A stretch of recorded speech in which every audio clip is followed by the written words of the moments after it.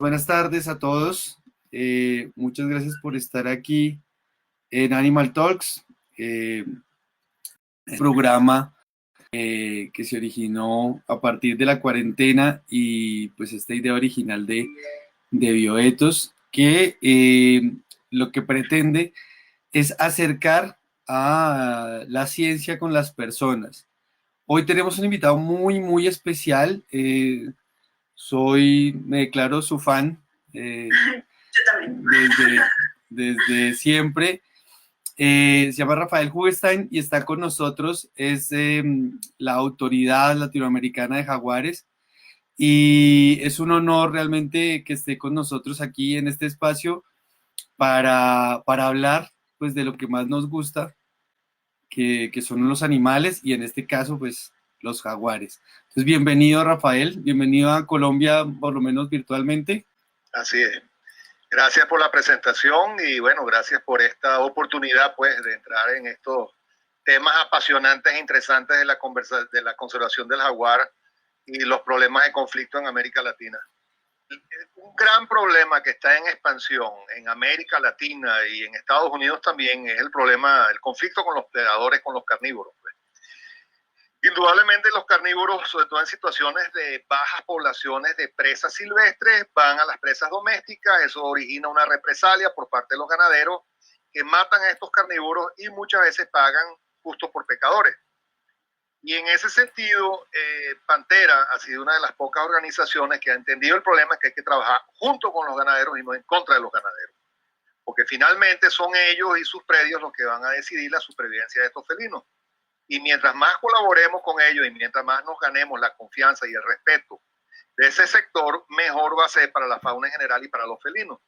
Porque siempre en las ganaderías hay una convivencia de la fauna con el ganado que no se da en las explotaciones agrícolas intensivas, en las grandes siembras de soya, algodón, maíz, etc. Hay poblaciones de fauna en los bosques aledaños y muchas veces también incursionan y dan pérdidas en estos grandes cultivos. Pero yo creo que la ganadería, como se maneja en gran parte de Colombia, en los llanos, en forma extensiva, es una gran amiga de la fauna silvestre y se puede obtener lo mejor de los tres mundos. Producción animal, conservación y una actividad económica adicional, que es el turismo, que la hemos estado desarrollando primero en Venezuela y después aquí en el Pantanal de Brasil.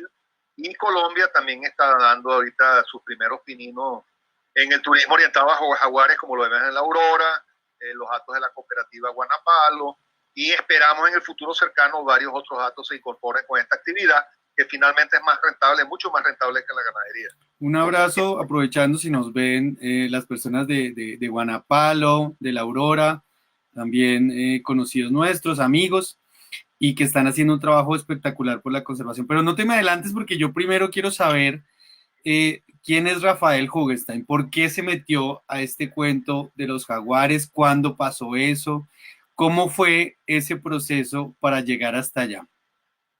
Muy bien, yo soy hijo de alemanes, nacido en Venezuela, y siempre desde niño me llamó mucho la atención el monte, las montañas, las excursiones. Y siempre que uno va al campo venezolano, tú escuchas las historias sobre el tigre, porque en el mundo latinoamericano la persona que vive en el campo no habla de un tigre, habla el tigre. El tigre pasó por allá, el tigre se comió una novilla, el tigre lo vimos en tal parte, como si fuera un ser mitológico rodeado de aquella aurora de misterio. Yo empecé a desvendar un poco el misterio sobre el tigre y a conocerlo mejor, primero en mis salidas de campo como veterinario en Venezuela, porque yo no soy biólogo de fauna silvestre, yo soy veterinario de ganado de carne y de búfalo, especializado en lo que es la producción de ganado de carne en condiciones de sabana inundable. Y más de 20 años de vida profesional en los llanos de Venezuela. Pero claro, siempre participé mucho en la parte de conservación de fauna y el interés por los jaguares. Y empecé a recoger mucha información de jaguares que publiqué en mi primer trabajo internacional en el 83 con Edgardo Mondolfi, en una reunión en Estados Unidos, y que fue mi padre pues en la mastozoología, que es uno de los padres de la mastozoología en Venezuela, que en paz descanse. Y después publicamos en el 92 un libro sobre el jaguar, que es un libro, como llaman, Coffee Table Book, que lo ven aquí en escena, muy bien ilustrado, como una foto, pero que tiene un material muy completo de todo lo que se sabía sobre el jaguar hasta los años 90. A través del libro contacté a Alan Rabinovitz, en aquel tiempo Wildlife Conservation Society, nos hicimos amigos, me prestó unas fotos, yo cité bastante los libros de sus aventuras y sus anotaciones científicas en Belice, y Alan, después de un tiempo que me prestó el material, se puso bravo conmigo, me mandó una carta un poco ahí, así, con el carácter, el fuerte temperamento. ¿Dónde están mis fotografías y qué pasa con el libro? Y tuve el gusto de enviarle el libro de regreso con su foto y el libro le encantó, hicimos una gran amistad y después nos encontramos en algunas reuniones internacionales porque yo comencé a trabajar por interés propio en la parte del conflicto, en la parte de predación, y empecé a publicar sobre el uso de los búfalos y de pronto empezaron los experimentos con cercas eléctricas que originalmente fueron desarrollados en Venezuela, en el Hato Piñero. Yo me retiré de ese proyecto por un problema personal y el proyecto lo continuaron gente de la Universidad de Florida y ahí se desarrollaron las primeras cercas eléctricas antiperinos que hoy en día las hemos transformado y las utilizamos en otras partes a nivel latinoamericano. Y ahí después, hasta que en el 2008 Alan me invitó a venir al Pantanal y a trabajar con él en los dos hatos asociados a Pantera. Y ahí sí, me vine de Venezuela hace ya 12 años y comencé a trabajar en Pantanal, que es muy parecido a los llanos, el régimen de inundaciones y la fauna, la idiosincrasia del personal, pero el sistema de las estaciones es totalmente opuesto. O sea, cuando el llano estamos en el pico de verano, en Pantanal estamos en el pico de invierno. Pero siempre con la mira de trabajar con los ganaderos y resolver estos problemas. Y lo interesante de esto, Andrés Felipe, es que generalmente en los países desarrollados, el problema del conflicto, ¿cómo lo han tratado? Elimina al depredador, punto. Claro. Pero no hay una convivencia real. O sea, el depredador vive en las áreas protegidas y en los corredores, y cuando incursiona en las áreas de producción animal, lo matan y ya.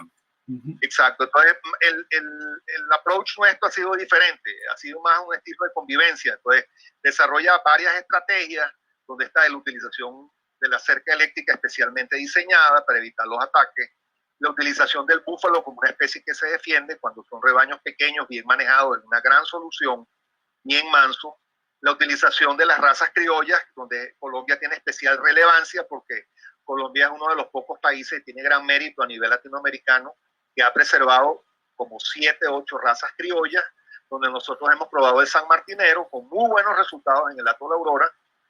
Teníamos una fundación, el Pionío, con un rebaño aproximadamente 300 vacas comerciales, un lote de toro San Martinero con unas vacas puras, y la depredación fue casi cero. Mínima. Una pérdida de 2 becerros en 3 años, o sea, realmente insignificante. O sea que hemos ido probando que esto no es solamente predicar en el desierto, estos sistemas funcionan. Los corrales de encierro nocturno para rebaños medianos y pequeños, las luces que funcionan en la noche para defender los rebaños, la protección de becerros recién nacidos, temporada de servicio, potreros de maternidad.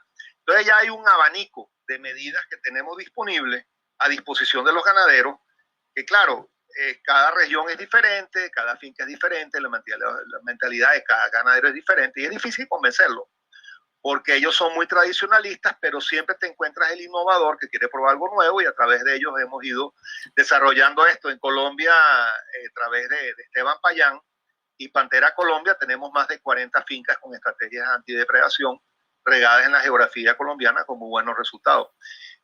Parte de esos resultados se publicaron en este libro, que está disponible en su versión en PDF por email, y yo te lo puedo hacer llegar, tú se lo puedes hacer llegar a cualquier interesado, con creo que son casi 40 capítulos escritos por los mejores especialistas en conflicto a nivel latinoamericano de todos los países, y tiene tanto la parte de predicción, o sea, la evaluación del problema, resolución del problema y dimensiones humanas.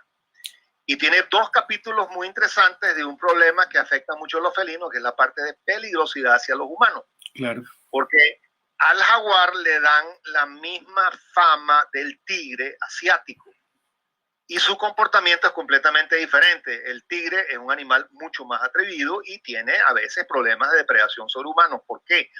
Porque él se desarrolla paleontológicamente con el humano primitivo. O sea, el tigre convivió con los neandertales, los cromañones, todos estos antepasados nuestros, que formaban su presa, y era una relación amor-odio. Odio porque el tigre los podía depredar, igual que el dientes de sable, el león de las cavernas y todas estas especies. Amor porque los humanos primitivos robaban mucho los cadáveres de los animales que ellos mataban y se apropiaban de la carne. Claro. Entonces, eso es una cuestión que la llevamos en los genes. Y cuando vemos un jaguar en estado silvestre, se nos encoge el corazón, ciertos apéndices se recogen también, tiene una relajación de esfínteres en algunas personas, hay una reacción visceral terrible. Y hasta que uno aprende a controlar eso cuando uno tiene varios encuentros con jaguares, y se da cuenta que el jaguar no es así, porque el jaguar es muy inteligente. Para mí el jaguar es mucho más inteligente, y eso yo lo hablaba con Alan. Alan fue el primero que sacó eso. El jaguar es mucho más inteligente que el tigre, el león y el leopardo, porque él evita la confrontación con los humanos. Y como dicen los viejos pantaneros, el jaguar nunca te va a ofender, el jaguar solo se va a defender. Si tú no te metes con él, él no se mete contigo. Ahora, claro, un jaguar herido, cazado ya va a defender, y claro, y un animal con una potencia y una fuerza extraordinaria. Pero el biólogo que trabaja conmigo, Fernando Tortato, y yo hemos tenido más de 40 encuentros a pie con jaguares. Esteban Payán nos ha acompañado a algunos de ellos también, y gracias a Dios, nos toca madera. Una vez tuvimos un mock attack, así un encuentro, un ataque de mentira, de un jaguar que estaba muy celoso con una hembra en celo y había peleado con un jaguar, otro jaguar la noche anterior. Y nos hizo así como un susto y después se fue. Y realmente es pavoroso. No quiero repetir la experiencia. Pero generalmente uno se encuentra un jaguar de lejos, ve la reacción, la mayoría de las veces indiferente. Si él no le gusta tu presencia, abre la boca, te muestra los colmillos de abajo. Y no simplemente uno se retira y él se retira también. Entonces, esa ha sido nuestra experiencia. Está publicada en este libro, en el capítulo 31, en el libro de conflicto, y con fotografías y todo, y es bastante interesante. Pues. Y en la parte de conflicto tenemos muchas publicaciones en Pantera. Esta es la convivencia gente y jaguares. Tenemos el manual del Greco, publicado en Colombia, que ahorita estamos haciendo un protocolo más completo de él. Tenemos el manual de estrategias antidepredación, que es este aquí, que ya es una publicación un poquito más anterior, del año 2011, pero todas con muy buenas aplicaciones prácticas. Pues. ¿Nos crees si te digo que los tenemos todos? ¿Que tenemos la colección? Sí te creo. Sí. Nosotros, bueno. yo en el, ya casi 2008, alguna vez estuvimos haciendo una expedición por el río Vita, en el Bichada, y alguna vez nos encontramos uno de noche y no podíamos verlo, pero estaba roncando, y es uno de los sustos más, como tú dices, viscerales que uno puede sentir. Es diferente un susto a cuando te roban o te caes, o es un susto como primitivo, no sé cómo describirlo. Está de la fibra de tu ser, de sí. Todo tu cuerpo, tu alma, todo es un terror, hasta que uno aprende a controlarlo y después lo toma como la cosa más normal. Yo no he tenido la oportunidad de controlarlo, pero es fascinante, o sea, es el mejor miedo que me ha podido dar en mi vida. Es una mezcla entre felicidad y miedo difícil de explicar. Sí. Desafortunadamente, pues Alan nos dejó hace poco. Es una persona que es referente para todo el que trabaja con grandes felinos. También con Schaller, no sé si has tenido la oportunidad de pronto. Sí, está de varias prácticas de campo con él, y él es gran amigo nuestro, y él fue directivo de Pantera también. Varias veces estuvo en Pantanal. ¿Y digamos, qué nos deja la lección que nos deja Alan Rabinowitz para aquellos que estamos como siguiendo también sus pasos, los que vienen? ¿Qué podemos aprender de una persona como esta? Yo creo que de Alan, siguiendo su ejemplo, pues, porque Alan fue una persona de suma convicción, donde no había medias tintas. O sea, él sabía lo que había que hacer para conservar las grandes especies de felinos en el mundo, y lo llevaba adelante a viento y marea. Quien estuviera enfrente, en contra, se lo llevaba por delante, porque él sabía y él sabía que estaba correcto en lo que estaba haciendo. Y él nos deja como legado el programa de los corredores del jaguar, que Pantera está llevando a cabo con varias otras instituciones. Ahorita hubo una reunión en las Naciones Unidas muy importante en este sentido. Nos deja sus publicaciones, sus libros, y en todos ellos ves un espíritu, ves Alan era una fuerza de la naturaleza, de una religiosidad, de un llevar adelante y de mostrar a la gente, pues, lo que es lo importante de conservar estas especies para nuestro propio equilibrio ecológico en el futuro, porque estas especies finalmente son las que controlan las especies que constituyen sus presas y controlan sus enfermedades, y la diseminación de enfermedades en estas especies que constituyen sus presas, indirectamente contribuyen a la estructura de los bosques tropicales latinoamericanos, y eso a su vez incide en los ciclos hídricos que alimentan los grandes sistemas agrícolas. Entonces es toda una cuestión interrelacionada, y en ese sentido es muy interesante en los últimos años cómo ha resaltado la falta de los grandes depredadores, cómo influyen los ecosistemas, la llegada de los lobos en Yellowstone, cómo aumentó el curso de los ríos, que tú dices, bueno, ¿y qué tiene que ver un lobo con un curso del río? Pero es una relación ecológica directa. Comenzaron a controlarse los ciervos y los venados, aumentó la vegetación ribereña, el bosque de galería, y la naturaleza se recuperó, y de pronto había más agua, se recuperaron los castores y los ríos tenían muchísimo más agua.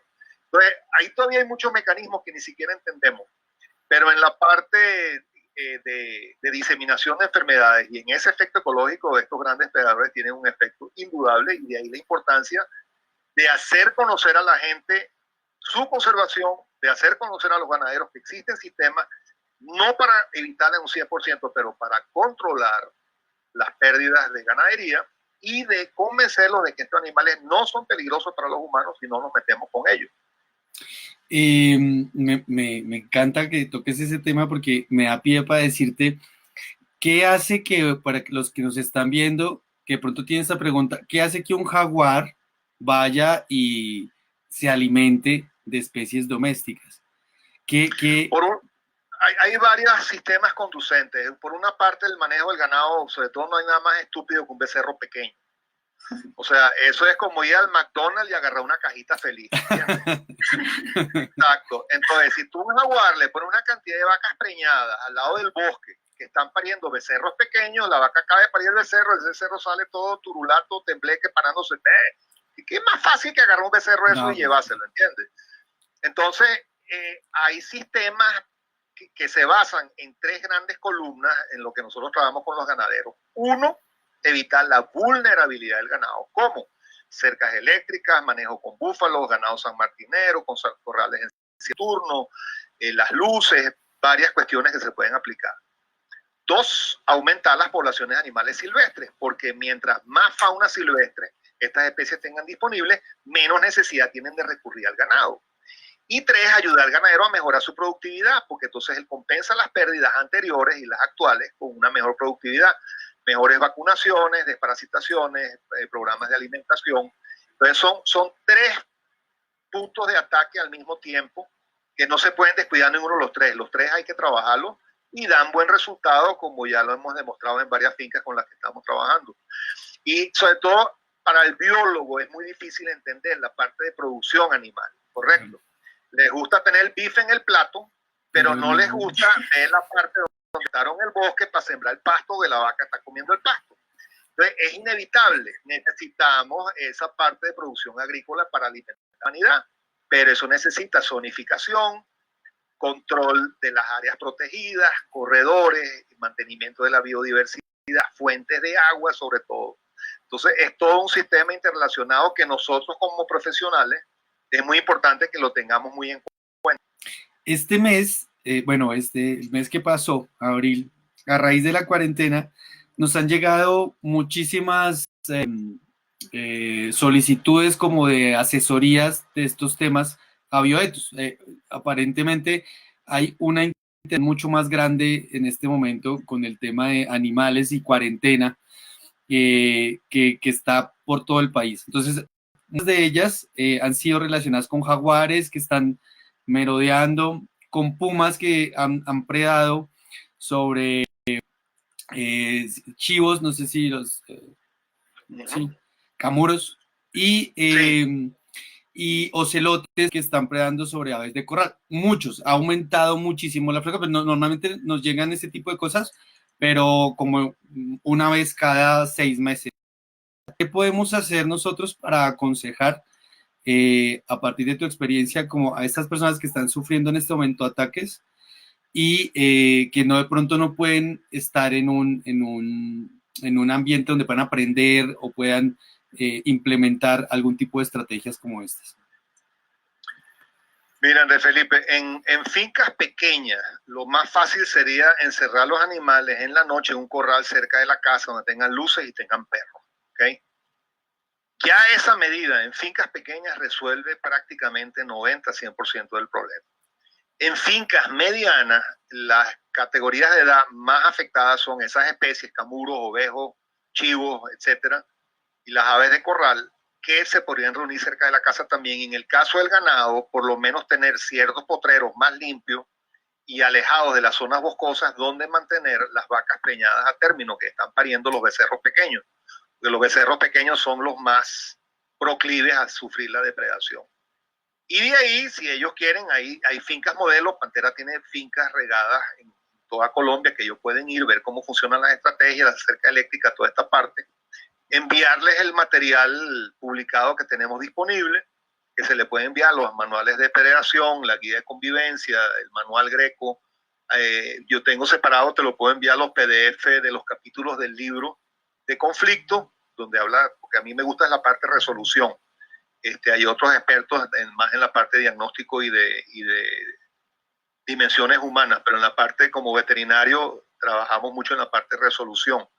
Y entonces se le puede enviar estos materiales para que ellos ya se vayan ilustrando en esa parte ahí. Lo interesante de todo esto es, como te digo, que sí, esa convivencia se puede lograr con un poquito de sentido común y un poquito más de esfuerzo, claro. Esto requiere un trabajo adicional. Nosotros en Pantanal estamos en la región que es el hotspot de turismo orientado a jaguares, con una densidad de 9 jaguares por 100 kilómetros cuadrados, y mantenemos un rebaño de aproximadamente 400 cabezas de ganado. ¿Cómo lo hacemos? Todas las tardes del mundo, sábado, domingo, 24, 31, Semana Santa y Carnaval, tenemos 2 vaqueros que salen en la tarde a caballo a gritar el ganado, a reunirlo, a encerrarlo en un corral donde ellos duermen junto con los búfalos. Y en esa manera hemos evitado el problema en una gran extensión de sabana inundable con un pasto excelente que está ahí. Los ganados que están cerca de la casa los guardamos en potreros pequeños con cerca eléctrica. Y los becerros de las vacas de leche, que son los más vulnerables, los guardamos en un corral cerrado que no pueden entrar los jaguares. Y los jaguares tratan, ellos son muy astutos y muy inteligentes. La cerca eléctrica, tú lo ves en la película que te envié, esos jaguares vuelven las noches siguientes y lo que hacen es que le arriman la punta del bigote a la cerca a ver si tiene electricidad o no. Ellos aprenden muy rápido. Y el día que la cerca no tiene electricidad, ten la seguridad que van a entrar y van a intentar comerse los animales. Mira que ahora me diste pie para poner el video. Sí, ponlo, sí. Y vamos a comentarlo. Vamos a hablar sobre este video. Es un video súper importante de las estrategias para prevenir ataques al ganado, y espero que lo vean así explicado por el doctor Rafael Juguestein. Sí, esta fue una experiencia, la desarrollamos en el Hato Sao Bento, que está en la otra orilla del río de la hacienda Jofre de Pantera. Fue una hacienda que estuvo relacionada pues al fundador de Pantera mucho tiempo, y hoy en día el nuevo dueño tenemos una excelente relación y un contrato de colaboración todavía por varios años. Él ha observado la prohibición de no matar jaguares, y a pesar de que ha sufrido pérdidas por depredación, y le hicimos una prueba para demostrar cómo funciona esta cerca eléctrica en un corral pequeño donde encerramos el ganado de leche por la noche. Ahí ven las cámaras trap de foto y de filmadoras que colocamos alrededor del corral. Era un corral relativamente pequeño de 25 por 50 metros. Si quieres vas adelantando la película. Listo. Aquí está una cámara trampa que se ubicó justamente para ver el impacto, sí, ¿no? de la...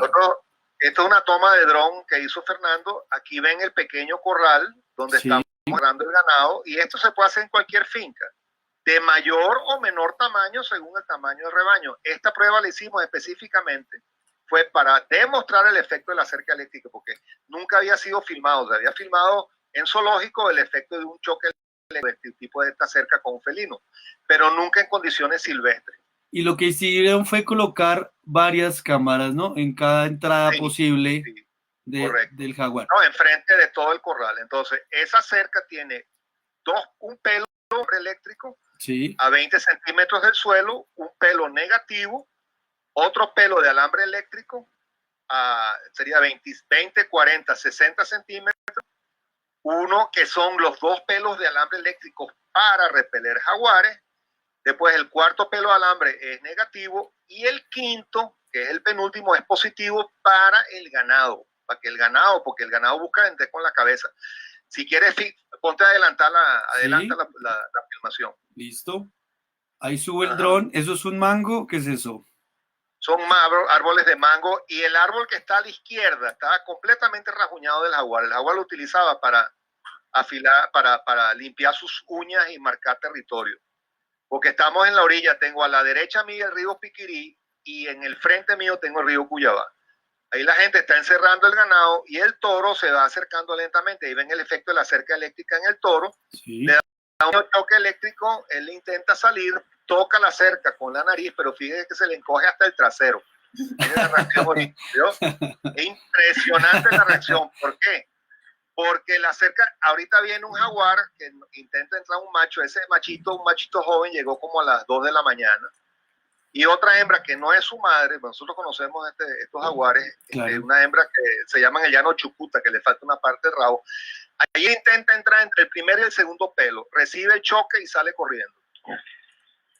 Y ronca. Sí. Y el ganado corre atrás, se ve el ganado corriendo atrás por el efecto de la reacción del jaguar. Es un choque eléctrico inofensivo, una pequeña descarga eléctrica. La hembra, faltando parte del rabo, trata de entrar por el mismo tiene punto la colita, tiene la colita cortada, ¿no? Exacto, ella perdió parte de la cola. Y ahí también ella va. Entonces fue esta prueba hecha con nuestra colaboración que tenemos con la gente de Datamars, que es los equipos True Test, que son de muy buena calidad. Porque esa es la otra, la cerca eléctrica para funcionar, yo no le estoy haciendo propaganda ni tengo ningún interés comercial, pero tienen que ser buenos equipos, la casa bien hecha, con las especificaciones de distancia de los alambres. Ese sistema hay que revisarlo por lo menos una vez a la semana, que no tenga fugas de electricidad, que las descargas sean las correctas. Pero es un sistema relativamente sencillo, porque es una celda solar que alimenta una batería, que alimenta un pulsador que da los choques eléctricos. En el día se desconecta, y en la tardecita se encierra el ganado y se conecta nuevamente. Entonces se necesita sol, se necesita lugares que... Sí, lógico. Pero la celda solar, pero tú también lo puedes conectar con la línea eléctrica normal. Pero en esos lugares de haciendas apartadas es mucho mejor hacerlo con celda solar. ¿En la Amazonía funciona? ¿O tiene que ser lugares como el llano, el pantanal? No. Con tal que sean lugares despejados, que puedas poner la celda solar en la Amazonía, en pequeñas comunidades, en familias ribereñas. Y eso es lo lindo de esto, Andrés Felipe y María Elena. Un sistema de esto es una bendición. ¿Por qué? Porque esta gente no tiene acceso a la electricidad. Tú le montas, y eso lo comprobamos en Casanare con varias fincas pequeñas familiares. Le montas una celda solar, la batería y el pulsador, y ellos meten todos los animales en el cercado que tienen alrededor de la casa, protegido con esa cerca eléctrica, las vacas de leche, el caballo, el burrito que utilizan para ir para la escuela, los cochinitos, las gallinas, todo queda protegido. Y más encima pueden colocar un bombillo o una pequeña neverita durante el día, que no les robe tanta electricidad. Entonces ya tienen iluminación y refrigeración y el sistema beneficioso adicional de la cerca eléctrica que les protege los animales. Entonces imagínate, una familia de estas pobres que viven en el límite de la supervivencia, cuando un jaguar le mata a 2 vacas es la ruina de la familia, ¿entiendes? Porque son gente que tiene muy pocos recursos. Entonces, especialmente para ese tipo de poblador familiar de la orilla de los ríos, que lo hay en toda la Amazonía, es un sistema que es una maravilla, funciona muy bien, es muy, muy bonito. Y en Pantera queremos ir adelantando eso también, en la medida de lo posible, consiguiendo fondos para este tipo de proyectos. Cuando necesites mano de obra, por favor, piensa en Bioetos para hacerlo, porque esto sería maravilloso para poner acá. Bueno, cerca de la Aurora, cuando vayas, hay 2 finquitas, que me acuerdo el nombre, una se llama El Pellizco, y la otra se llama, no me acuerdo ahorita el otro, son 2 finquitas chiquitas familiares, al ladito de la Aurora. Y ahí está funcionando eso como te lo estoy diciendo. Puede ser el conuco con la batería. De los Tarache, ¿puede ser? Los Tarache le montamos a Irenaldo Tarache, le montamos en la finca de la hija con el yerno. 600 hectáreas protegidas, le ha funcionado de maravilla también. Sí, un saludo para Irenaldo, que estoy seguro que de pronto ve esto a través de Marley. Un saludo para Marley y su familia No, en y Atocorozal. Reinaldo, Yovila, es una gente maravillosa, Ay, Marley. no, son Nosotros maravillosos. introdujimos un cambio en la cerca eléctrica por consejo de Tarache, porque nos decía, y los morrocoyes, el morrocoye encuentra el pelo de alambre eléctrico y se electrocuta porque no sabe meter retroceso. Entonces, a raíz de esa sugerencia de Tarache, pusimos el primer pelo de alambre de púas en Colombia, en zonas donde hay mucho morrocoy, cosa que no acontece en Pantanal.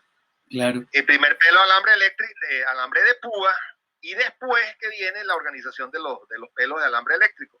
Entonces evitamos de esa manera que se le electrocutaran los morrocoyes a Tarache. Y ese sistema lo hemos venido siguiendo en las otras fincas también.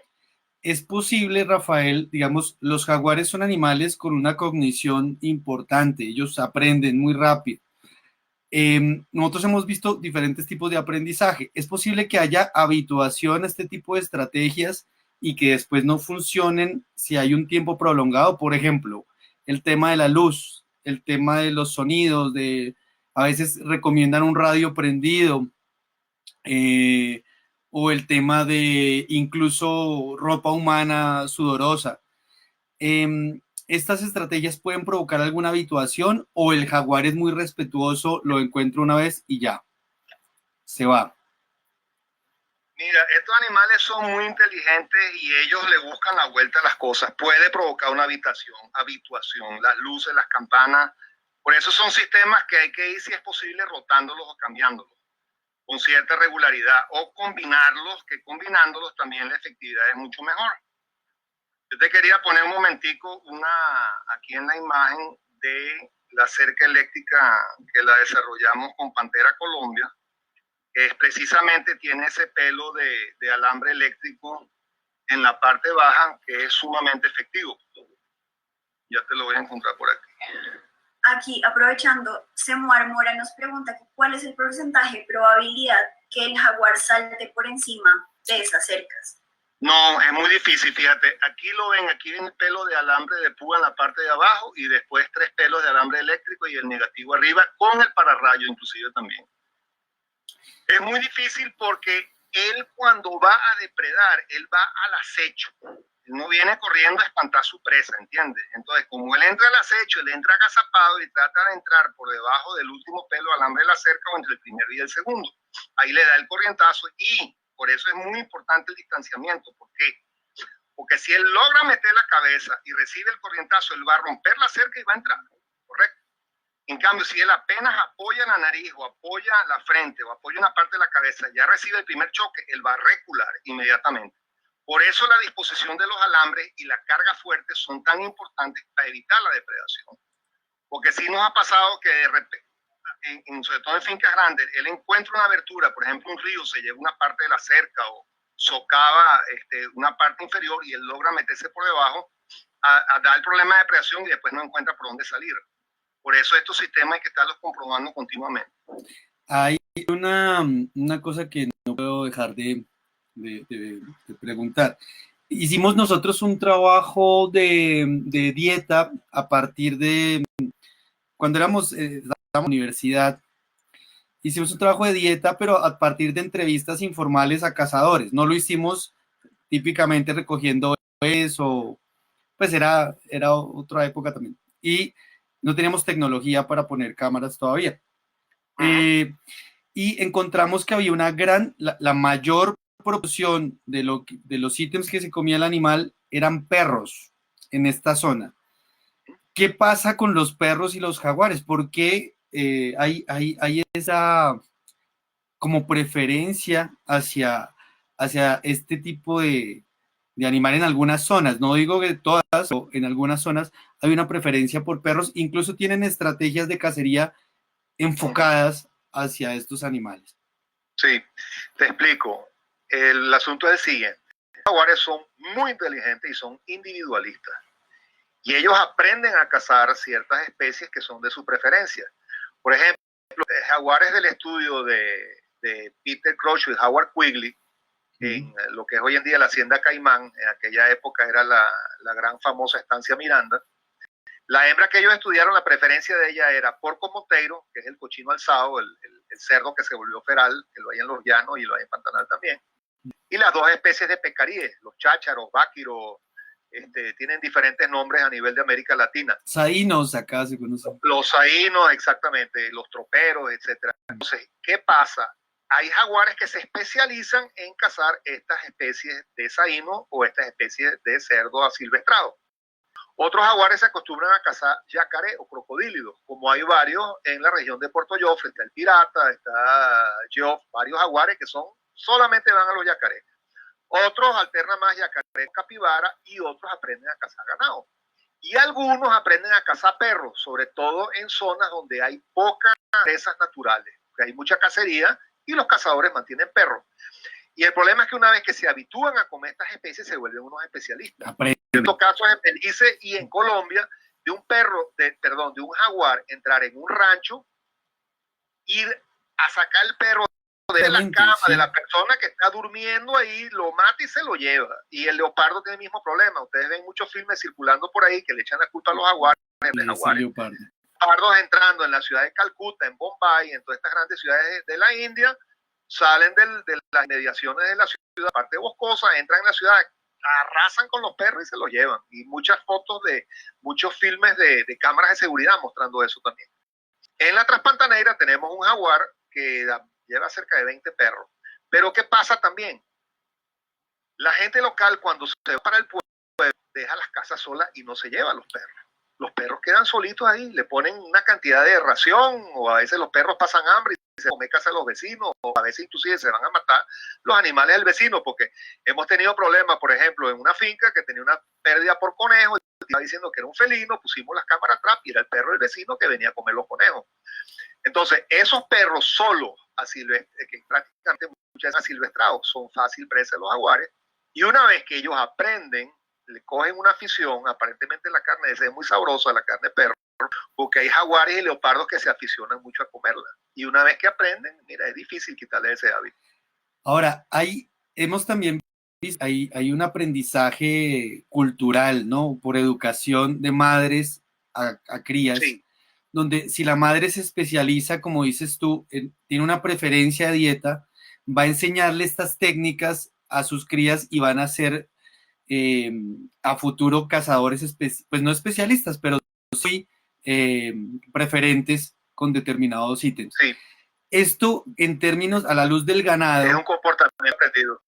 A la luz del ganado, ¿qué podemos hacer? O sea, si hay una hembra que le enseña a comer vacas a un jaguar, vamos a tener después 2 jaguares que van a estar comiendo ganado. Es correcto, es correcto. Y ahí el problema se agudiza. Y de ahí lo importante es la acción de las estrategias antidepredación, porque si esa hembra no tiene acceso al ganado, ella necesariamente va a tener que recurrir a las presas naturales, que en sitios como de Casanare, en sitios como Pantanal son muy abundantes, muchos chigüiros, muchos crocodílidos, varias especies de cérvidos, etcétera, tienen la disponibilidad. Pero indudablemente una madre que sabe cazar ganado va a enseñar a sus crías a cazar ganado. Y una vez que un jaguar aprende a cazar ganado, ese va a ser su presa predilecta. Él va a ir, a menos que hayan disuasivos muy fuertes, como estas estrategias que tenemos para evitar esa depredación. Sobre la habituación que hay en el problema de la ceba, que hay muchos, quizás no guías turísticos, pero sobre todo pescadores de pesca deportiva, que le ceban a los jaguares para mostrárselo a los turistas, y esos jaguares le pierden el miedo al humano y dan lugar a accidentes dolorosos. En la región de Taya, un accidente de un jaguar que aparentemente fue cebado previamente, perdió el miedo a los humanos y mató a una persona y comió parte de ella.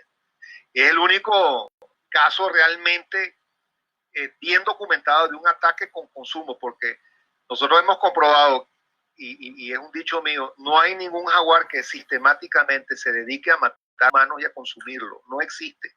No existe. Han habido casos de ataques ocasionales o este caso, pero sí hay una predisposición a los jaguares que le pierden el miedo al hombre porque los han cebado, y el día que no les dan comida, ahí causan problemas. Y ya ha ocurrido en varias partes, jaguares invadiendo campamentos turísticos, y en este caso extremo que aconteció, donde después, según contaron en la región, los pescadores locales envenenaron varios de los jaguares que estaban ahí. Entonces, eso tiene consecuencias terribles, tanto para los jaguares como para los humanos. Entonces, la ceba de jaguares debe ser prohibida y es considerada hoy en día crimen ambiental en los 2 estados pantaneros, que son Mato Grosso y Mato Grosso do Sul. Claro, la gente por una foto está causando un problema a futuro para las poblaciones locales y no sabe que esa foto al final va a hacer que maten a ese jaguar. Así es, y con las cámaras que hoy en día con los lentes no necesitas. Tú tomas No, una claro. foto excelente de jaguar a 15 metros sin ningún problema. Eso puede ser una estrategia turística, tener la cámara para alquilar o que las fotos, eh, llevar una camarita profesional de pronto dentro del barco Claro, para que la gente tome la foto y no tenga que acercarse tanto con con el celular. celular. Así es. Milena nos pregunta, ¿qué quisiera saber si en una hembra preñada en estado temprano de gestación esa descarga tendría algún efecto y cuántos voltios alcanza a recibir un jaguar? Estas cercas tienen una descarga que va entre los 4 o 5 mil voltios. Es muy desagradable recibirla, pero no tiene ningún efecto nocivo desde el punto de vista físico sobre el animal. Porque imagínate, si tuviera ese efecto en el jaguar, igual tendría el efecto de una vaca recién preñada, que puede perder un feto que va a tener hasta 35 días de edad, o sea, los estadios tempranos de gestación, y no tiene ningún efecto. Es un efecto, que te digo, muy disuasivo, muy desagradable, pero no tiene ninguna consecuencia física sobre el animal. Listo. Yo sí tengo, mi tesis de maestría la hice proyecto en España sobre ahuyentamiento de lobo ibérico. Lo que hicimos básicamente fue coger las heces de los animales y mirar el comportamiento de respuesta tanto de las presas como de otros lobos que estaban en cautiverio y presas que nunca había visto un lobo en su vida. Entonces lo que encontramos fue que las presas reconocen instintivamente el olor de un depredador y se alejan. Y los lobos también. Entonces los lobos encuentran en el olor una dominancia o hay una... Es posible de pronto utilizar esta estrategia con los jaguares para determinar si hay... Ellos son muy respetuosos con sus territorios. Es posible que podamos generar un repelente a partir de las heces del jaguar, del olor.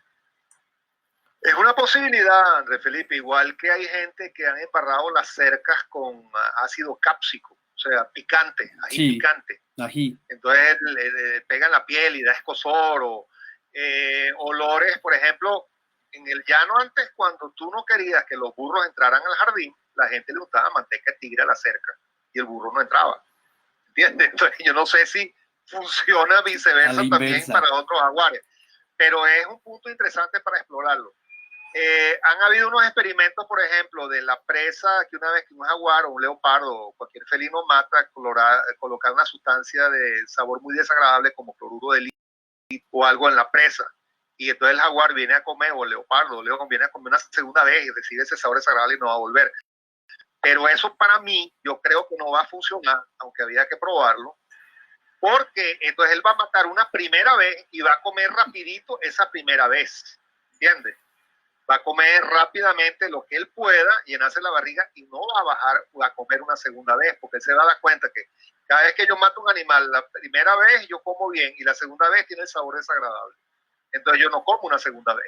Claro. Es lo mismo que el jaguar, que lo esperan en el que se llama un aguardo, una espera, hace una tarima en un árbol, viene a comer una segunda vez, le disparan, muchas veces lo matan, otras veces no lo matan, se va herido y él no vuelve a bajar a una cacería, él mata y come.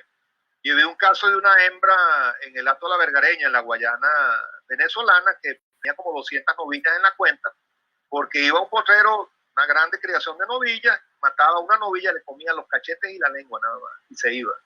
Y así todas las semanas mataba 2 o 3 novillas y nada más le comía los cachetes y la lengua. Y se volvió muy destructiva. Entonces todos son sistemas que hay que verlos muy bien. ¿El jaguar a veces puede matar sin comer? Muy raro el comportamiento, es más común en el puma, se llama el surplus killing o la matanza excesiva. Eso acontece mucho cuando un puma o un jaguar encuentran animales en un corral cerrado y claro, mientras ellos más acechan y más matan, más oportunidades tienen de sobrevivir. Entonces, pero cuando el animal no puede huir, como un bando normal de chihuires o de pecaríes huiría, se le trastocan los sistemas, ¿entiendes? Y comienza a matar una cantidad de animales y mata más de la cuenta. Pero es por lo mismo, porque la estrategia de ellos, mientras más acechan y más matan, más posibilidades tienen de sobrevivir. Y eso está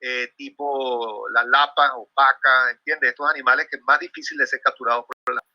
Hace poquito, de hecho, estuvimos intentando hacer una investigación a partir de esta cuarentena, que solo podemos ver YouTube y videos por internet, y nos dimos a la tarea de escoger videos de cacerías de jaguar.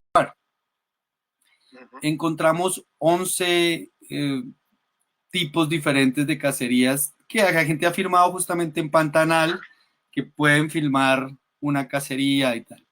Y hay cosas muy interesantes. Hay animales que pueden pasar todo el día en un árbol esperando que pase un caimán por debajo y le saltan encima. Pero hay otros que hacen lo mismo en tierra para un zaino. Hay otros que se esconden en el agua, utilizan el agua como elemento para acechar, y otros que acechan en el pasto, en el césped o en los árboles. Encontramos otros que lo que hacen es enfrentar cara a cara a los otros animales. Eso pasa mucho con los osos hormigueros, que lo enfrentan cara a cara y se pelean. No le alcanza a encontrar la vuelta porque el oso también se defiende, pero es un enfrentamiento casi desafiante. Estas personalidades en jaguares, además que un animal que está desde el sur de Estados Unidos hasta el norte de Argentina, ¿cómo hacer para manejar las personalidades? Digamos, ¿influye eso dentro de la depredación de ganado, la personalidad de la que sea más osado, que tenga una estrategia de caza distinta? Sin duda alguna. Acuérdate que lo que hablamos que son animales de una gran individualidad. Hay animales que son más tolerantes a la presencia humana y se van a acercar más a las sedes de las haciendas para capturar animales domésticos, y otros que no. Hay jaguares que cazan en equipo. Nosotros hemos publicado un trabajo sobre coalición de machos, donde, por ejemplo, en Venezuela, por estudios de cámara trap, se determinó un gran... no aceptan la presencia del otro macho y copulan por separado por diferentes hembras que están dentro de ese territorio. Sí, sí. Nosotros hemos visto equipos de jaguares, por ejemplo, entre dos jaguares correr un caballo viejo con una cerca, uno atrás y uno al lado, hasta que un jaguar captura, o sea, por huella. No fue que lo vimos, sino por huellas lo determinamos. Entonces, indudablemente, son muy individuales, son muy inteligentes, tienen sus preferencias de presas y tienen su sistema de cacería que ellos han desarrollado. Y ahí, bueno, famoso en esos videos que tuviste el pirata, que es un jaguar que tiene un ojo medio tapado. Sí, tiene lo un artista, él se tira al agua y captura el yacaré, que es el jaguar, el crocodilo del Pantanal, debajo del agua. O sea, ¿cómo hace? Son aguas turbias. Él va nadando, me imagino, lo sé, con la garra, siente donde está la nuca y ¡pah! Le da la dentellada en la nuca y sale del agua con el agarrado por la nuca el yacaré. Es increíble, la destreza que tienen, la fuerza que tienen es impresionante. Con las anacondas, por ejemplo, es impresionante esa técnica de cacería. O sea, se levantan y a punta de reflejos la dominan. Bueno, hemos tenido casos de un jaguar matar a un toro adulto. Hay que ver, un toro de 700, 800 kilos, matarlo y arrastrarlo. O sea, y en ese sentido es interesante, los jaguares más grandes de América Latina son los de Pantanal y los de los llanos también, porque tienen la base de comida tan abundante que les ha permitido alcanzar o han mantenido en el tiempo mucho más tamaño y peso, porque el jaguar sufrió una reducción desde la época de que llegó a América hasta ahorita, más o menos un tercio de su tamaño y su peso. Se extinguieron los grandes mamíferos de la sabana sudamericana. Y después, hasta que los españoles les sirvieron la mesa, que les trajeron nuevamente todo el ganado y los caballos, y ahí recuperaron una gran base de presa que antes había estado más limitada. ¿El uso de perros protectores de ganado funciona en los jaguares? Se ha utilizado más con pumas en regiones como Chile y Argentina, en regiones relativamente frías o de clima templado, pero se podría utilizar con el jaguar. Lo que pasa es que el jaguar es un animal muy poderoso, entonces habría que tener perros suficientes en cantidad y en fuerza física para repeler a un jaguar.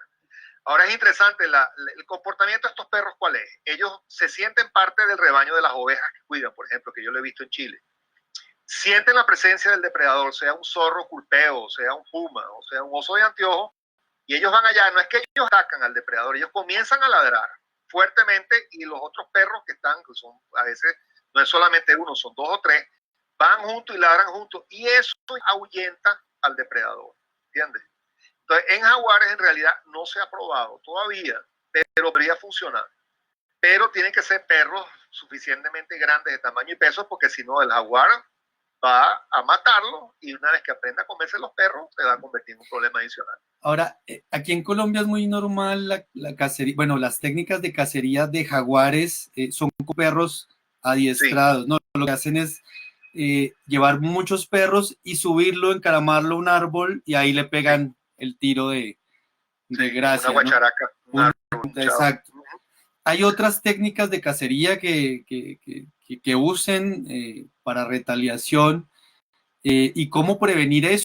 Si uno es una autoridad de control, de vigilancia, ¿cómo hacer para que eso no pase? Bueno, es difícil controlar o fiscalizar la cacería a nivel de campo, pero siempre ocurre. Yo creo que Brasil ha sido uno de los pocos países que han capturado transgresores y les han puesto penas de multa, decomiso de las armas, etcétera.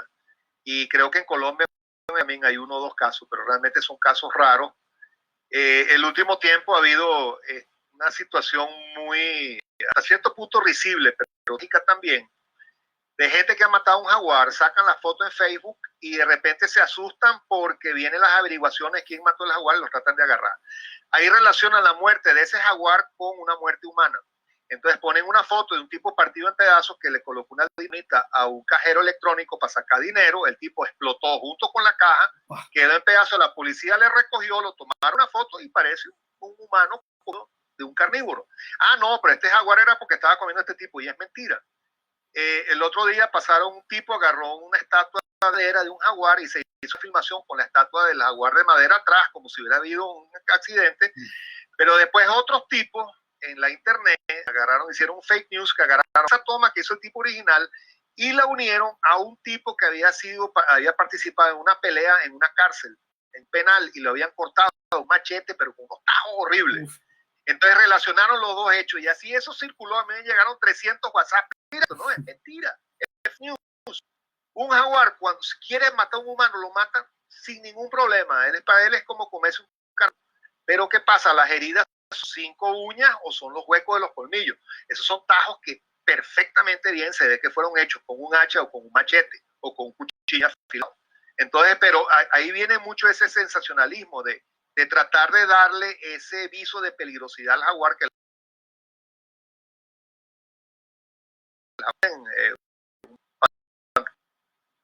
que yo admiro mucho, Yamil Rodríguez da Costa, que él es emprendedor de turismo y él es ganadero también. Él dice, el jaguar nunca te va a defender, el jaguar se va a defender. O sea, si tú no te metes con él, no te metes contigo.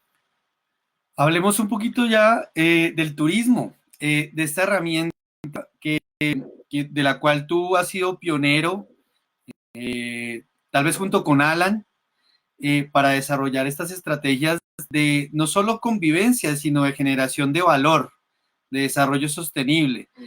¿Qué se puede esperar? Pero primero, ¿qué hay? Y segundo, ¿qué podemos esperar? ¿Qué podemos mejorar? ¿En qué parte nos falta investigar? ¿Qué parte nos falta decir como de pronto estamos afectando cacerías, de pronto estamos afectando sus comportamientos normales? ¿Qué podemos esperar acerca del turismo y cuál, bueno, cuando pase la pandemia, cuál va a ser como este futuro de esta industria para poder implementarlo en otros países en Latinoamérica? Andrés Felipe, yo creo que el turismo es la gran solución para la conservación del jaguar. ¿Por qué? Porque, por ejemplo, en la región de Puerto Llofre, donde el turismo a jaguares produce $7 millones al año, está en nuestras publicaciones. Quien más ha investigado eso es Fernando Tato, el biólogo de Pantera. Ahorita vamos a sacar una publicación que te demuestra la densidad de jaguares en el Pantanal con la ubicación de las posadas y la densidad del ganado. Muy interesante el trabajo. Con ganadería tú produces una media quizás de $80 por hectárea de Pantanal. Con turismo llegas en la misma a producir $200 por hectárea en la misma región del Pantanal y no son actividades exclusivas. las puedes No, compartir puedes combinar. perfectamente bien. El turismo es una gran herramienta. ¿Y por qué? Porque el turismo le da ingreso a las poblaciones locales. O sea, el pueblo local se emplea de guía, se emplea de piloto del barco, se emplea del motorista de la van, de la camioneta, la mujer se emplea como cocinera, para limpiar en las posadas, y sobre todo le da mucho trabajo a las mujeres, porque las mujeres en el medio ganadero no tienen mucho trabajo. Tú no ves mujeres guerreras, son muy pocas, las puedes contar con las manos. Hay una que otra cocinera, mujer que atiende en las casas, ese tipo de cosas, pero en turismo no. Hay una cantidad de mujeres que trabajan de guías, que trabajan manejando los barcos, manejando los carros, las van de los turistas, etcétera, etcétera. Entonces, las fuentes de trabajo se multiplican, mucho más trabajo que la ganadería, y el ingreso es mucho mayor que la ganadería. Y no es una actividad exclusiva con la ganadería. Entonces, en Pantanal Norte se hace principalmente por barco, en la región de Puerto Llofre. Como ya te dije, nosotros sacamos una cuenta nada más local, sin contar lo que los turistas gastan en avión de Europa a Estados Unidos, llegan a Sao Paulo y se quedan en un hotel en Cuyabá. Sacando esa parte, solo lo que dejan en las posadas y hoteles locales en Puerto Llofre, $7 millones al año. Ese es un trabajo de hace 3 años atrás. Y en el Pantanal Sur se hacen varios actos privados de ganadería, de carro con camionetas especiales. Ahí tiene el proyecto Safari, que siguió el sistema africano. Ellos siguen mucho por huellas, y algunas hembras colocaron collares, las hembras parieron, produjeron crías que ya están habituadas a ver los camiones especiales de los turistas, que llegan en silencio, sin molestar a los animales. Y un se sigue desarrollando. San Francisco ha sido una hacienda pionera en agricultura, ganadería y ecoturismo, también orientado a jaguares. Entonces, hay varios esquemas que han sido exitosos, y ahorita ya la Aurora, por ejemplo, nosotros recibimos y le dimos la iniciativa a Jorge Barragán de que visitara Pantanal en el 2017. Él estuvo allá, se le abrieron los ojos cuando vio 20 lanchas viendo un jaguar, cada uno con una Canon de este tamaño. Y ahorita ese turismo se ha iniciado muy bien en la Aurora, están viendo muchos jaguares allá, los que mencionamos, la finca de Guanapala. Entonces, es un proceso que lentamente, al igual que las estrategias antidepredación, y esa mentalidad de que el jaguar no es tan peligroso como lo pintan, se va extendiendo y va dando su fruto. Y ahí yo creo que después del encierro que ha tenido toda la gente con el coronavirus, el turismo de naturaleza en el 2021 va a explotar. Sí. Va a bombear, como dicen los tenemos la misma teoría. Haya un código ético para que todo el mundo gane, para que todo el mundo vea, y que no se afecte el comportamiento de los jaguares. ¿Nos puedes contar un poquito acerca de eso? Sí, te puedo. Nosotros desarrollamos un código de ética, un código de redes mínimas de turismo que vino originalmente de unas ordenanzas del gobierno. Pero los guías de turismo locales, como el gobierno no los había llamado para confeccionar esta guía de ordenanza, no les importaba. Y ahí fue una cuestión muy buena que hizo el biólogo Fernando Tortato de Pantera Brasil, que hizo como 3 o 4 reuniones con los guías, con los emprendedores de turismo y con la gente del gobierno. Y vamos a sacar unas ordenanzas que le convengan a todo el mundo. Y todo el mundo discutió y todo el mundo estuvo de acuerdo, sí, vamos a mantener una distancia mínima del jaguar, 15-20 metros, silencio, no hacer ruido, no hacer movimientos bruscos, no colocar el barco en la misma playa que está el jaguar, no colocarse un barco delante del otro, respetar el orden de llegada. Y hoy en día es bonito. Siempre hay un loco, o sea, nunca falta un loco, ¿sabes? Que él se considera el pantanero antiguo, que tiene más derecho que los demás. Pero generalmente el comportamiento ha mejorado mucho. Tú ves un jaguar en una playa y ves un semicírculo de 15-20 barcos, todo el mundo calladito, tomando fotos, estudiando lo que hace, sobre todo cuando el jaguar es quieto. Ahora, cuando el jaguar entra en movimiento, eso sí, se vuelven las lanchas corriendo a ver quién lo encuentra en la próxima playa en la mejor posición. Pero también ha habido un convenio tácito entre los guías que el turismo nada más se hace de día, porque antes salían de noche mucho también con faro. Claro. Hoy en día no, hoy en día el turismo es nada más de día, y hay un acuerdo tácito entre los guías que durante la noche los jaguares los dejan tranquilos. ¿Se avisan también, ellos? ¿Se avisan? Sí. O sea, yo lo vi, ¿se ayudan? No, los barcos generalmente tienen radio y tienen frecuencia. Entonces, mira, está un jaguar en el arroyo, está Yurú en la isla, no sé qué, los 20 barcos, todo el mundo va para allá. ¿entiendes? Entonces, eso es costumbre. Y hay gente que no le gusta. Hay muchos barcos con un jaguar, pero bueno, todo el Pantanal, vete a otra zona, vete a otra región. Lo bueno es que los jaguares se están expandiendo, habituados a ver barcos, y la gente también se está expandiendo. Y tienes sitios donde no tienes tantos jaguares, pero tienes mucha otra fauna muy bonita. Realmente yo lo que hago cuando recibo gente de Pantera, los llevo 2 o 3 días, le bajo la fiebre ya de ver los jaguares, fotografías 4 o 5 jaguares, y te digo, Andrés Felipe, hay días que la gente ve 8 jaguares y hasta 10 jaguares. Ser, o sea, estoy viendo. Se me eriza la piel. Se quedan todo el día en el barco con unos sándwiches y refrescos, con aquella fiebre dando vueltas para acá y para allá. Yo me quedaría como, ¿cuántos años que llevas tú? ¿12? Bueno. Pasados esos 3 días ya los llevamos a otros ríos más lejos, ahí ven otra fauna, ven monos, claro, ven paujiles, ven las tiganas, ven otra serie de fauna ya más tranquilo, y a veces tiene suerte y ves jaguares también. Se puede combinar, ¿no? El aviturismo, el herping, ¿no? Que ahora está muy de moda el herping, que es los reptiles, la ranita, sí, las culebritas. Nosotros ofrecemos varias opciones, por ejemplo, de que tienes posibilidad de hacer paseo a caballo. En Sao Bento organizamos un sistema de lo que llaman en Brasil focaje nocturno, que es un camioncito diseñado con asientos abiertos, donde vamos a enfocar la noche, ves mucha fauna que no ves en el río, ves el oso hormiguero gigante, ves ciervos de pantano, muchos ocelotes, hay noches que hemos visto 8, 10 oces, ves muchas dantas o tapires, o sea ves mucha fauna que es difícil ver en los ríos. Pero eso también habla mucho como de la presencia del jaguar, cómo contribuye a que haya un montón de fauna, ¿no? Es la importancia ecológica de la especie. Ese es un ejemplo vivo de puede convivir, pero no solo se puede convivir, si el jaguar también contribuye a que las otras especies suban sus números. O bajen. Yo creo que la población de chigüiro ha bajado un poco en cantidad con el aumento de la población de jaguares. Claro, yo no tengo números, pero es mi apreciación visual y bueno, está bien. O a lo mejor se están refugiando en una sola zona. Y hay un punto que no debemos olvidarnos, que las poblaciones de jaguares fueron exterminadas en los años 70 y 80 por el comercio peletero. Claro. Totalmente exterminadas. O sea, que al punto que las pieles que llegan al mercado internacional cada vez estaban disminuyendo de trabajo. Estados Unidos 69, 30.000 pieles de jaguar de América Latina. Nada más Estados Unidos, sin contar lo que fue para Europa, Japón, Italia, Reino Unido, etc. O sea, la masacre de las tigrilladas famosas, sí, que está en un trabajo de Esteban Payán, fue sí, general en toda América Latina.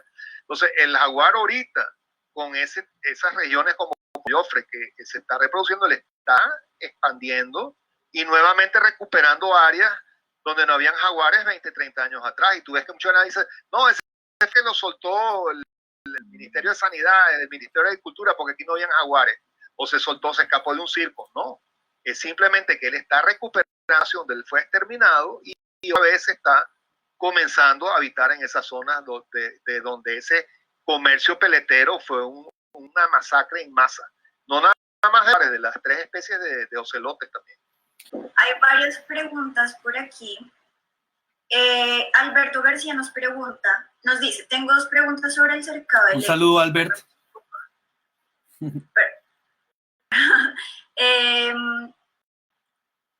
¿Cómo de comunes son ahora mismo en el Pantanal?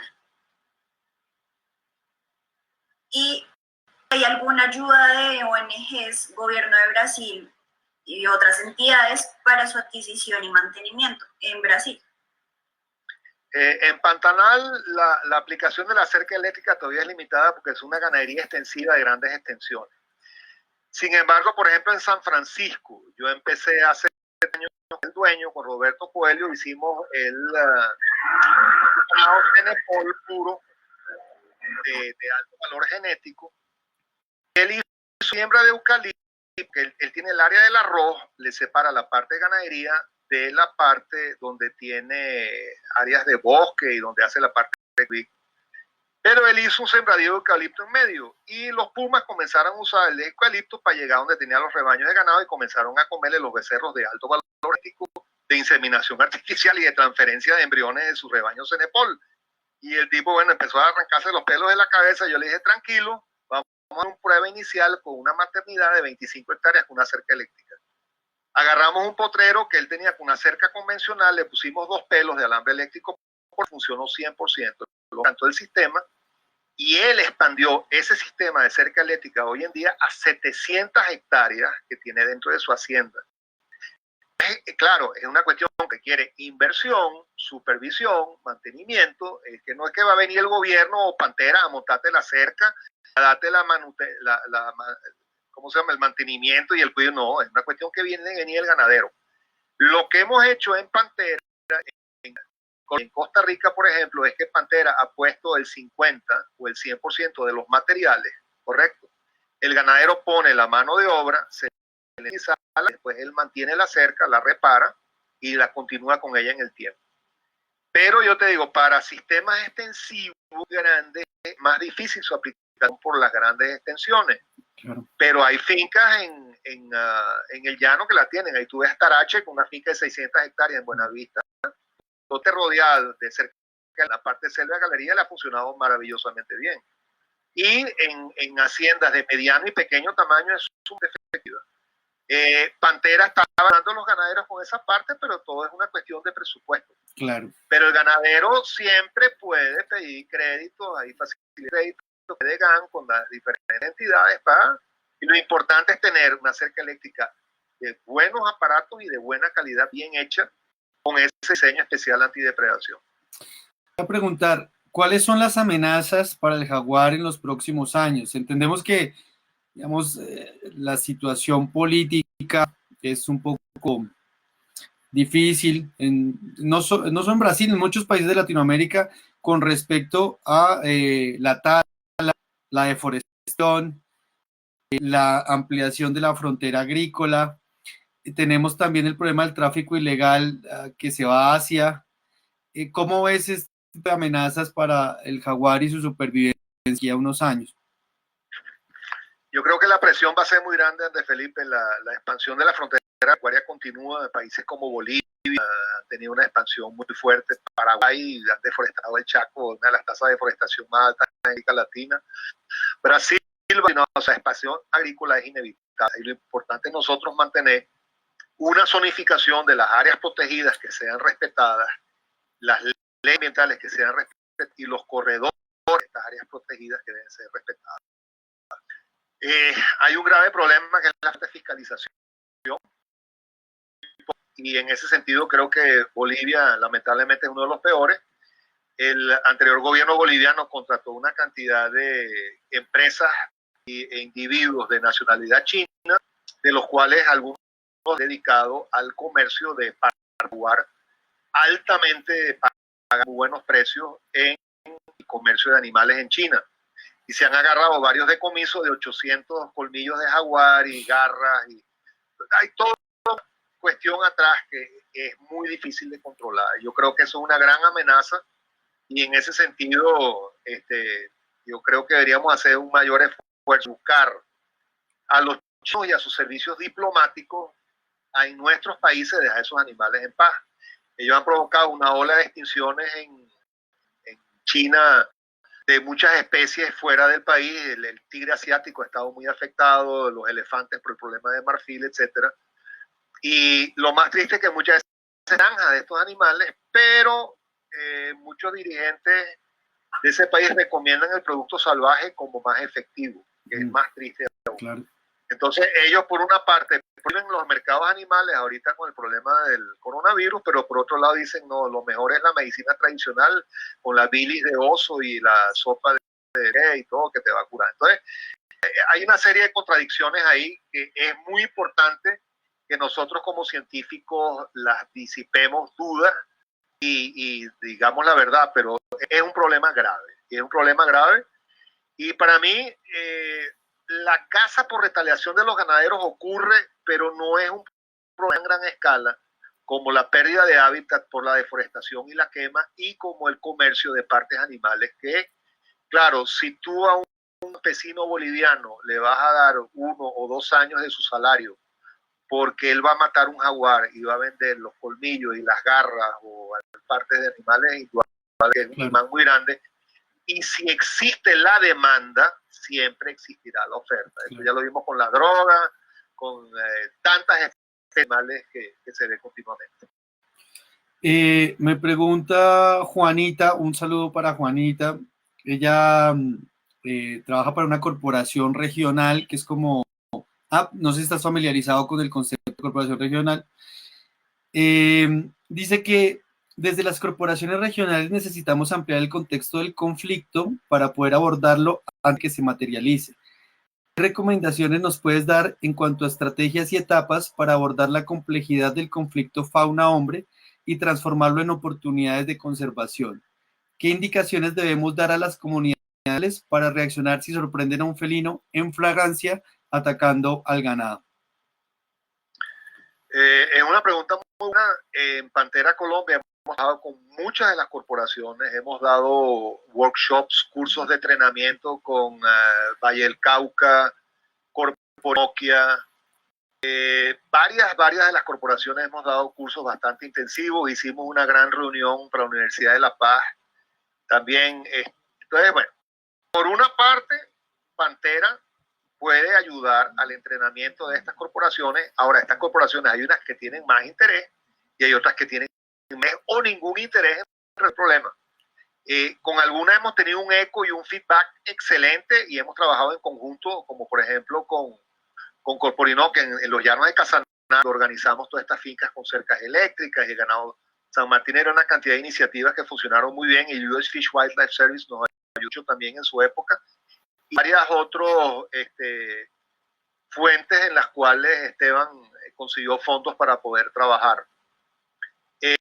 Corporaciones no han tenido tanto interés, pero mira, el equipo de Pantera está disponible para dar los cursos, para dar las charlas, para dar las herramientas básicas. Pueden trabajar con esto y tenemos las publicaciones disponibles. Entonces, si un técnico de cualquier corporación quiere trabajar en este sentido, él puede recibir ese material y puede ponerse de acuerdo con Pantera para poder organizar cursos de este tipo. Pues ya lo hemos hecho en muchísimas partes de Colombia y lo seguimos haciendo. Y tenemos gente entrenada para esa parte y tenemos las publicaciones para eso. Un saludo también, que no lo hemos saludado y seguramente también por ahí. Entonces, invitarlo a que participe acá algún día y pues nos cuente también muchas cosas del jaguarcito en Colombia. Maenita. Sí, aquí hay algo súper importante que al principio Rafael nos comentaba algo sobre los corredores biológicos. ¿Nos puedes contar un poco más acerca de los corredores? Como sí. Para la evasión de los jaguares. Sobre todo en América Central, que tiene una densidad humana tan grande, prácticamente las áreas protegidas se están quedando aisladas unas de otras. Entonces, Panteras ha estado trabajando fuertemente, por ejemplo, en Belice, en Costa Rica, en Honduras, y iniciando trabajo también en Agua y Panamá, para mantener la conexión entre estas áreas protegidas. Ahí se trabaja muchas veces con comunidades de campesinos, con comunidades indígenas. En Costa Rica hemos trabajado ayudando pues a la formación de escuelas o a la formación de pequeños consultorios, enfermerías locales, que ayuden a esos pobladores como una contraprestación a dar el servicio para poder lograr ese mantenimiento del sector. Entonces hay una contraprestación, o sea, la gente en el corredor se compromete a no continuar deforestando, a mantener las áreas boscosas, a no cazar o a cazar controladamente, pero no permitir caza de terceros para que los felinos tengan bastante presas disponibles. Y en contraposición, Pantera los ayuda con estos servicios educativos o los servicios. Nosotros, por ejemplo, en Pantanal estamos financiando una escuela con una profesora para los niños de la zona local, y es la única escuela que hay en 80 kilómetros a la redonda, y la calidad de educación es buena. En la opinión de los padres, los niños dicen que en un año aprendido 3 veces más que los 3 años que han estado en el pueblo. Y siempre que estos niños van al pueblo, se quedan viviendo con la abuela, el abuelo, la tía o el tío. Muchas veces no regresan al Pantanal. Les gusta la vida del pueblo, el celular, el Nike, ¿sabes? Claro. Entra la parte consumista y son perdidos para el Pantanal. En cambio, nosotros en nuestra escuela los niños se les da mucho la parte de aceptar, apreciar de y proteger los apropiación. males de la cultura pantanera, fauna pantanera. Entonces, que ellos se sientan orgullosos de ese legado que están teniendo y que lo ayuden a conservar en ese tiempo. Entonces, yo creo que hay un trabajo muy grande. Como todo, uno depende de los fondos que uno tiene para trabajar. Entonces, la parte de los corredores en Centroamérica se ha desarrollado bastante. La Colombia está trabajando duro en la parte de Colombia, Lucas, y los otros corredores importantes que hay en Colombia también, y ahí nos interesa mucho investigar la parte de la conexión de Bolivia con Brasil, la parte, o sea, hay ciertas zonas clave que nos interesa, la parte de el norte de Argentina, sur de Brasil, hay varias zonas que son muy críticas para ese mantenimiento de los corredores. Me preguntan por Perú, que si hay alguna experiencia de trabajo en el Perú. No he tenido esa suerte de ir al Perú. Yo he trabajado mucho te digo, en México he dado muchas conferencias, he ido con ganaderías, he trabajado en Panamá, Costa Rica, Honduras, mucho en Colombia. Generalmente voy 1 o 2 veces al año en Colombia. Brasil, of course. Bolivia también. En Bolivia tenemos una hacienda piloto San Miguelito, que es orientado a jaguares. Y es una experiencia bien sencilla y bien interesante, que es casi un hijo mío, que es Duston Larsen. Él me pide la bendición como su segundo papá. En el día, él suelta vacas en unas zonas de potreros boscosos con búfalos y con toros criollos. Y los becerros van a unos potreros pequeños de pasto cerca de la casa. Y en la noche ganan en un corral vacas con sus becerros amamantándolos en el corral al lado de la casa.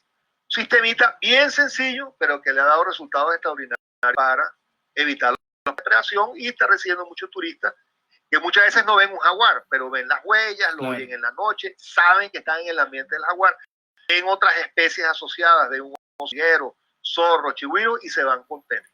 Eso es lo Entonces que... yo creo que eso es un proceso que va en aumento.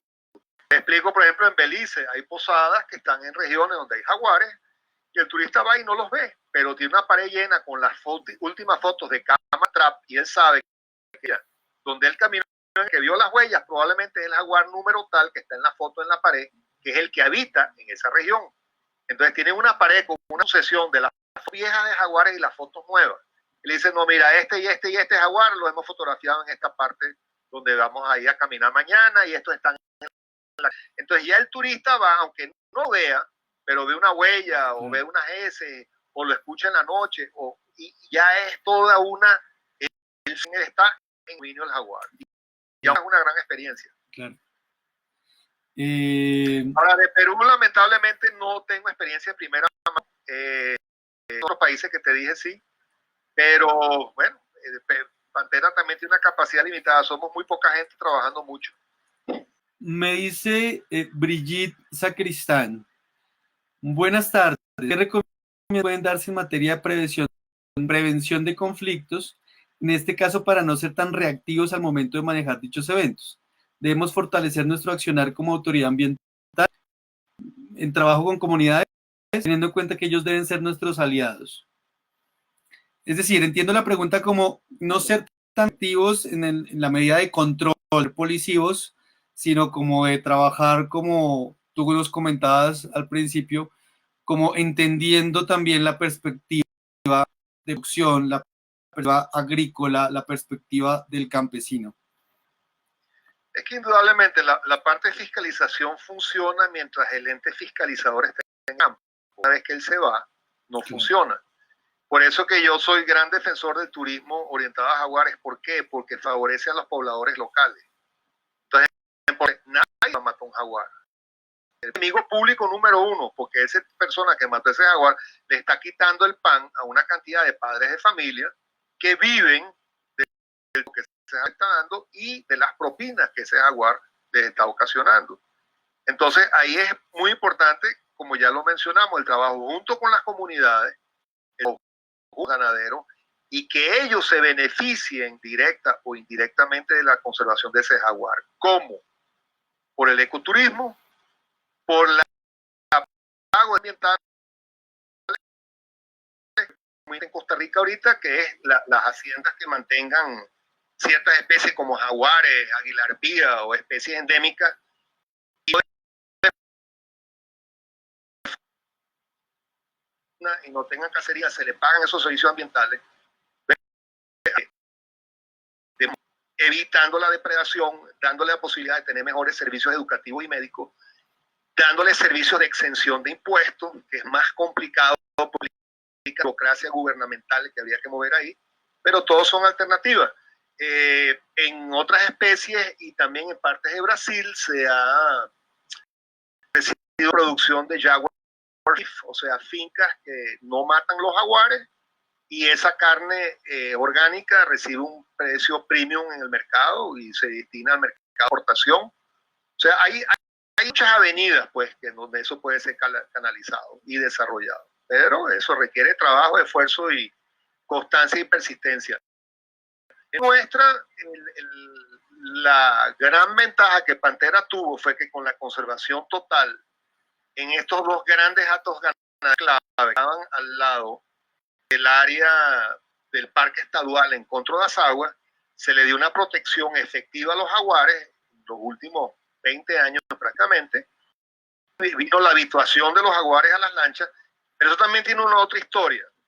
¿Por qué? Porque son varias coyunturas al mismo tiempo. Vino el gobierno militar, se recorrió la casa, prohibió la caza. Los jaguares se acostumbraron a ver los pescadores, pero no los cazaban, ¿entiendes? Ahí les hacía daño y muchas veces los dejaban de raya. Y los jaguares comenzaron a ver que los humanos no eran una amenaza. De pronto, unos turistas que iban a fotografiar a aves, a ver los jaguares, inició hace 15, 20 años todo ese proceso de habituación y hoy en día es un boom del turismo. Y es muy interesante. Eso ocurrió después de un año de inundación que mató el 80% del ganado de esa región del Pantanal de Poconé. Y es un trabajo que está ahorita Fernando Tortato y yo. En Chile ocurrió lo mismo. Hubo el terremoto blanco, una nevada de 3 días que tapó como 1,5 metros, mató el 90% de las ovejas. Todos los de la finca se vieron sin ovejas. ¿Qué hacemos? ¿Qué hacemos? Claro. Una posadita para turistas. Mira, los pumas se están dejando ver. Y hoy en día el boom del puma, el turismo de puma en Torres Paine, es un ejemplo. Se convirtió en el hotspot de turismo de pumas en América Latina. ¿Por qué? Porque hubo un evento natural catastrófico que eliminó la ganadería de ovejas y dio entrada a esa otra alternativa que fue el turismo de fauna y el turismo de puma. Y es curioso que en Pantanal pasó lo mismo, dio esa gran inundación, mató una cantidad y de pronto el turismo cogió fuerza. Entonces, lo bonito es que siempre podemos compaginar las actividades teniendo esa estrategia de depredación. Aquí Juan nos pregunta que qué recomendaciones podrías darle a una persona en caso de ver en el momento el ataque de un jaguar a su ganado. O sea, ¿cómo es cuando no tiene ningún otro tipo de herramientas o una cerca eléctrica o una campana? Agarrar una panela de cocina y batirla duro para hacer estruendo grandísimo. Si tienen la posibilidad de hacer fuegos artificiales, cohetes. Sí, eso los espanta. Yo lo he utilizado y una vez que noche entró a un corral de cochinos y estaba matando un cerdo y bueno, en esa época no habíamos habilitado la cerca eléctrica en ese corral. Fuimos allá con unos cohetes el agua no regresó. Le explotamos los cohetes al lado, ¡pum! Y sin dañarlo, sin hacerle ningún daño físico, el ataque fue repelido. Es una alternativa. Otro punto, si usted está caminando en un bosque y se encuentra un jaguar, ¿qué hace? ¿Sale corriendo? No, eso es lo peor que puede hacer. Sí, ¿por qué? Porque si usted sale corriendo, está repitiendo el comportamiento que si usted fuera un zaino, un pigüiro o cualquier animal silvestre. ¿Qué tiene que hacer? Hiérgase, póngase grande, vea hacia la cara o vea la parte que está delante del felino y camine lentamente hacia atrás sin darle la espalda. Hasta que salga y se va alejando, probablemente el jaguar va a seguir o el puma. Usted después sigue su también. Bastante aliviado de que no le pasó nada. Pero seguro que mantiene ese comportamiento de no correr, no gritar, sino pararse y caminar lentamente en retroceso, que no le va a pasar nada. Buenísima recomendación. Hay otra pregunta que nos hacen y es que en algunos casos se pues, reportan que los humanos son repelentes. ¿Eso es cierto? Sí, es cierto, porque es un olor fuerte con el que, sobre todo en donde los jaguares son cazados, familiariza con el olor de humano y él lo va a evitar y se va a ir. Eso puede, yo, o sea, no tengo, vamos a decir, comprobación científica. Puede ser un sistema que pueda ayudar a repelerlo de esa parte. Bueno, yo creo que hay que dejar descansar también a Rafael. Realmente, yo no me canso. ha sido realmente un honor de uno de los investigadores recidos y que nos considerar como los que seguimos los pasos. Espero que para los que nos están viendo también haya sido como una experiencia tan enriquecedora como lo fue para nosotros y esperamos poder seguirlo haciendo más veces en el futuro. No sé, ¿tú qué piensas, Rafael? Sí, podremos, en la medida que, lo que pasa es que si yo estoy en Pantanal, la señal de internet allá no es muy buena, pero yo estoy dividiendo mis 2 semanas en mi casa, 2 semanas en Pantanal metido en la finca y me voy de carro, no me voy en avión, entonces funcionando bastante bien. Y la incidencia que hemos tenido en los 2 estados nuestros ha sido muy baja, la población civil ha respondido muy bien y la incidencia ha sido muy baja. Antes de retirarme, yo quería, agradecer públicamente, a Alan, la gran oportunidad de trabajo que me dio en Pantera junto con Tomás Capper, a Esteban Payán y el equipo de Pantera Colombia, que están haciendo un excelente trabajo en Colombia de gran envergadura para defender el jaguar y tanto la parte de investigación, la parte de conservación de felinos. Y bueno, finalmente a todos mis colaboradores y a ustedes que me invitaron para esta interesante discusión y conversación. ¿La pasaste bien? Muy bien, muy divertido. A ti, muchísimas gracias por aceptar nuestra invitación, Rafael. Ahí hay un montón de preguntas que podemos responderlas en algún momento contigo otra vez. Muy bien. Estaban muy activos. Cuando tengas tiempito, podemos. Yo creo lo más fácil me la envías por WhatsApp y yo te la mensaje de voz para no tener que estar escribiendo todo eso. Listo, perfecto. Muy bien. Señor. Lo otro es que nos están pidiendo los manuales, los de PDF. Nosotros tenemos algunos, los que están colgados en la página del Humboldt, pero nos están pidiendo los manuales. Entonces yo creo que pues tú nos los puedes de pronto enviar a nosotros. Nosotros lo colocamos en un drive o en alguna página de internet para que queden de libre acceso. En español y las separatas de los capítulos míos de conflicto. Sería una maravilla. Y un abrazo para tu familia también. Y nada, estamos en contacto, ya tenemos ahí toda la información. Muy agradecido, muy buena la experiencia y después también por favor me envíe la película, me interesa mucho disponible. Claro que sí, claro que sí. Muy bien, gracias Marilena. Nuevamente muchísimas gracias a ti.